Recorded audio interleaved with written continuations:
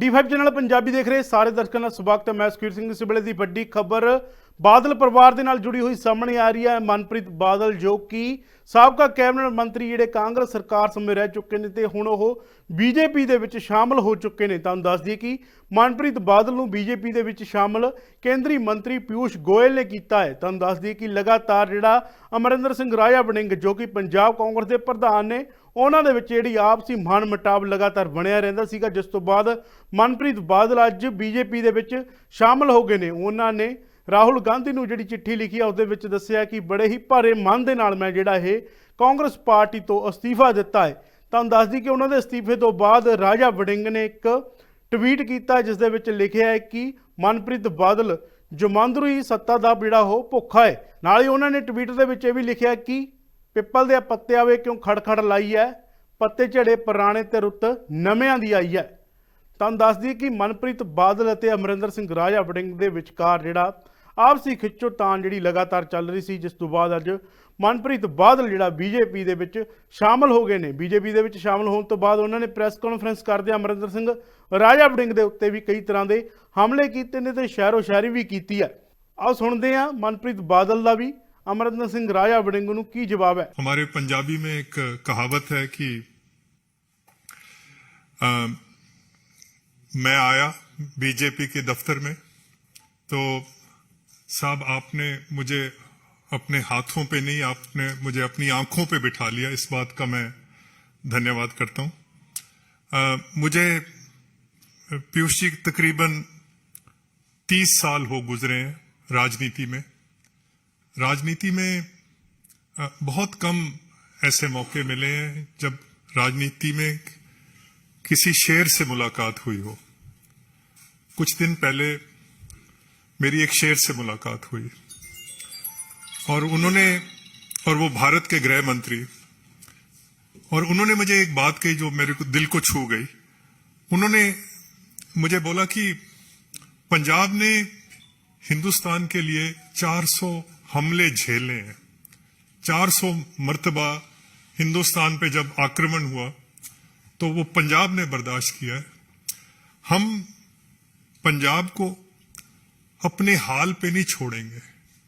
हम पंजाब को संवारेंगे, हम इसको सुधारेंगे और पंजाब का जो वकार है उसको एक बार फिर बहाल करना है। और ये बात जो है ये मुझे छू गई। And as someone who reflects anxiously and every day on the future of Punjab, मैं फिक्रमंद रहता हूं पंजाब के हाल पे और पंजाब के आने वाले हाल पे। और ये जो पंजाब की धरती है ये शेरों को जन्म देने वाली धरती है। ये वो धरती है जिसको भगवान ने हरे खेतों और दरियाओं से ऐसे सजाया जैसे मेहंदी से किसी दुल्हन को सजाते हैं। तो फिक्र मुझे इसी बात का रहता है कि इस धरती मां को मुसीबतों ने आके घेर लिया है। वहां गुर्बत है, गरीबी है, रिश्वत है, अनपढ़ता है, नशाखोरी है।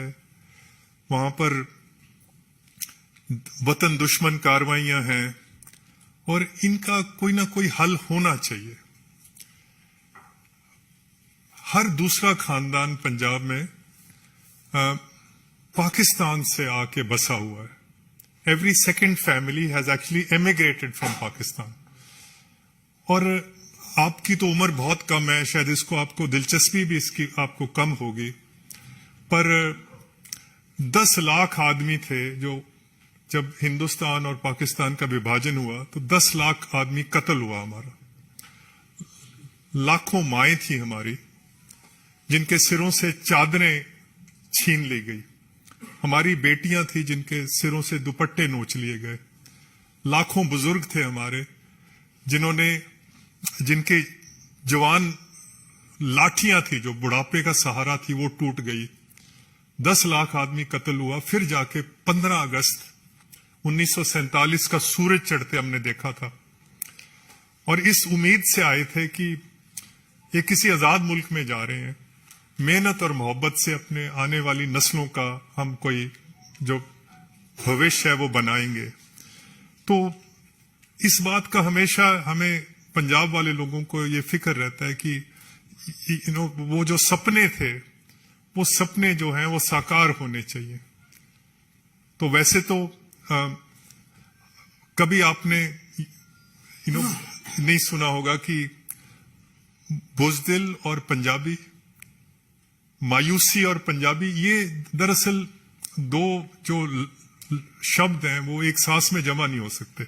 आपने कभी नहीं सुना होगा कि ये बुज़दिल पंजाबी है या मायूस पंजाबी है। इसलिए मैं और ये जो पंजाब के अंदर हर चीज अपने आप को देश के लिए कुर्बान कर देना, ये जो क्वालिटीज हैं पंजाब के लोगों की, ये बाजारों से नहीं मिलती, हाट से खरीद के नहीं ला सकते, ये भगवान की नुसरत से मिलती है। तो पंजाब ने एक बहुत बड़ा योगदान दिया है इस देश के निर्माण में, पर आज भी हम देख रहे हैं कि कुछ सफ़े जो हैं हिंदुस्तान के निर्माण में अभी भी खाली पड़े हैं, कोरे पड़े हैं। और पंजाब इन सफ़ों की, इन पेजेस की रौनक बन सकता है बशर्त इसको अच्छे आदमी, कोई लायक आदमी, कोई वतन परस्त लोग इसको चलाने के लिए आ जाएं। तो आज इसी फिक्र के साथ आज भारतीय जनता पार्टी इस आस और उम्मीद के साथ यहाँ शामिल हो रहे हैं। ਤੁਹਾਨੂੰ ਦੱਸ ਦਈਏ ਕਿ ਇਸ ਤੋਂ ਪਹਿਲਾਂ ਵੀ ਕਾਂਗਰਸ ਦੇ ਕਈ ਵੱਡੇ ਲੀਡਰ ਜਿਹੜੇ ਬੀਜੇਪੀ ਦੇ ਵਿੱਚ ਸ਼ਾਮਲ ਹੋ ਚੁੱਕੇ ਨੇ। ਸ਼ੁਰੂਆਤ ਪੰਜਾਬ ਦੇ ਸਾਬਕਾ ਮੁੱਖ ਮੰਤਰੀ ਕੈਪਟਨ ਅਮਰਿੰਦਰ ਤੋਂ ਸ਼ੁਰੂ ਹੁੰਦੀ ਹੈ। ਜਦੋਂ ਕੈਪਟਨ ਅਮਰਿੰਦਰ ਸਿੰਘ ਬੀਜੇਪੀ ਦੇ ਵਿੱਚ ਸ਼ਾਮਲ ਹੁੰਦੇ ਨੇ ਤਾਂ ਲਗਾਤਾਰ ਕਾਂਗਰਸ ਦੇ ਜਿਹੜੇ ਵੱਡੇ ਚਿਹਰੇ ਨੇ ਜੋ ਕਿ ਸਾਬਕਾ ਮੰਤਰੀ ਰਹਿ ਚੁੱਕੇ ਨੇ ਤਾਂ ਉਹ ਲਗਾਤਾਰ ਜਿਹੜਾ ਬੀਜੇਪੀ ਦਾ ਪੱਲਾ ਫੜਦੇ ਹੋਏ ਦਿਖਾਈ ਦੇ ਰਹੇ ਨੇ। ਹੁਣ ਦੇਖਣਾ ਹੋਵੇਗਾ ਕਿ ਆਉਣ ਵਾਲੇ ਦਿਨਾਂ ਦੇ ਵਿੱਚ ਹੋਰ ਕਿਹੜੇ-ਕਿਹੜੇ ਵੱਡੇ ਚਿਹਰੇ ਨੇ ਜਿਹੜੇ ਬੀਜੇਪੀ ਦੇ ਵਿੱਚ ਸ਼ਾਮਲ ਹੋ ਸਕਦੇ ਨੇ। ਤੁਹਾਨੂੰ ਦੱਸ ਦਈਏ ਕਿ 29 ਤਰੀਕ ਨੂੰ ਜਿਹੜਾ 29 ਜਨਵਰੀ ਨੂੰ ਅਮਿਤ ਸ਼ਾਹ ਨੇ ਪਟਿਆਲਾ ਵਿਖੇ ਆਉਣਾ ਹੈ ਜੋ ਕਿ ਬੀਜੇਪੀ ਦੇ ਇੱਕ ਵੱਡੇ ਲੀਡਰ ਨੇ। ਤਾਂ ਉਸ ਦੌਰਾਨ ਵੀ ਦੇਖਣਾ ਹੋਵੇਗਾ ਕਿ ਕਿਹੜੇ-ਕਿਹੜੇ ਹੋਰ ਲੀਡਰ ਨੇ ਜਿਹੜੇ ਉਹ ਬੀਜੇਪੀ ਦੇ ਵਿੱਚ ਸ਼ਾਮਲ ਹੋ ਸਕਦੇ ਨੇ। Bureau report D5 channel Punjabi. ਹੋਏਗੀ ਕਿਸਾਨਾਂ ਦੀ ਗੱਲ, ਨਵੀਂ ਖੇਤੀ ਮਸ਼ੀਨਾਂ, ਬੀਜਾਂ ਤੇ ਬਾਗਾਂ ਦੀ ਗੱਲ ਲੈ ਕੇ ਚੱਲਾਂਗੇ ਤੁਹਾਨੂੰ ਰੰਗਲੇ ਪੰਜਾਬ ਦੇ ਖੇਤਾਂ ਵੱਲ। ਦੇਖਣਾ ਨਾ ਭੁੱਲਣਾ ਸਾਡਾ ਖਾਸ programme farming with Amarjeet Waraich, ਸੋਮਵਾਰ ਤੋਂ ਸ਼ੁੱਕਰਵਾਰ ਸਵੇਰੇ 7:30 ਵਜੇ D5 ਚੈਨਲ ਪੰਜਾਬੀ ਤੇ। ਕੀ ਹੁੰਦੀ ਹੈ ਜਮਾਬੰਦੀ, ਕਿਵੇਂ ਬਣਦੀ ਹੈ ਵਸੀਅਤ, ਜ਼ਮੀਨ ਜਾਇਦਾਦ ਦੇ ਹਰ ਮਸਲੇ ਤੇ ਕਰਾਂਗੇ ਚਰਚਾ। ਦੇਖਣਾ ਨਾ ਭੁੱਲਣਾ ਸਾਡਾ ਖਾਸ programme naibtehsildar.com। D5 channel Punjabi ਹੁਣੇ ਸਬਸਕ੍ਰਾਈਬ ਕਰੋ, ਬੈਲ ਆਈਕਨ ਤੇ ਕਲਿੱਕ ਕਰੋ। ਹੋਏਗੀ ਕਿਸਾਨਾਂ ਦੀ ਗੱਲ, ਨਵੀਂ ਖੇਤੀ ਮਸ਼ੀਨਾਂ, ਬੀਜਾਂ ਤੇ ਬਾਗਾਂ ਦੀ ਗੱਲ ਲੈ ਕੇ ਚੱਲਾਂਗੇ ਤੁਹਾਨੂੰ ਰੰਗਲੇ ਪੰਜਾਬ ਦੇ ਖੇਤਾਂ ਵੱਲ। ਦੇਖਣਾ ਨਾ ਭੁੱਲਣਾ ਸਾਡਾ ਖਾਸ programme farming with Amarjeet Waraich, ਸੋਮਵਾਰ ਤੋਂ ਸ਼ੁੱਕਰਵਾਰ ਸਵੇਰੇ 7:30 ਵਜੇ D5 ਚੈਨਲ ਪੰਜਾਬੀ ਤੇ। ਕੀ ਹੁੰਦੀ ਹੈ ਜਮਾਬੰਦੀ, ਕਿਵੇਂ ਬਣਦੀ ਹੈ ਵਸੀਅਤ, ਜ਼ਮੀਨ ਜਾਇਦਾਦ ਦੇ ਹਰ ਮਸਲੇ ਤੇ ਕਰਾਂਗੇ ਚਰਚਾ। ਦੇਖਣਾ ਨਾ ਭੁੱਲਣਾ ਸਾਡਾ ਖਾਸ programme naibtehsildar.com। D5 channel Punjabi ਹੁਣੇ ਸਬਸਕ੍ਰਾਈਬ ਕਰੋ, ਬੈਲ ਆਈਕਨ ਤੇ ਕਲਿੱਕ ਕਰੋ।